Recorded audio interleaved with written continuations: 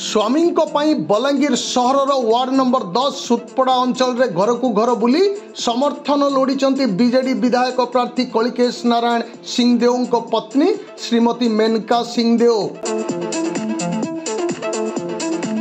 निर्वाचन पाखई आसुवा बेले बीजेडी पक्षरु आरंभ हो जाइछि माराथन प्रचार। एही क्रम रे आज अपराह्न रे कलिकेश पत्नी श्रीमती सिंहदेव, पौर परिषद अध्यक्षा श्रीमती लिका साहू, काउंसिलर किशोर कुंभार एवं शह शह बीजेडी नेता कर्मकर्ता सह आज प्रचार को ओह्लैचंती। बीजेडी सुप्रीमो मुख्यमंत्री नवीन पट्टनायक आशीर्वाद एवं कलिकेश लोकप्रियता और कार्यदक्षता निर्वाचन रे तांकु सफलता प्रदान करिबो बोली विश्वास रखिचंती श्रीमती मेनका सिंहदेव।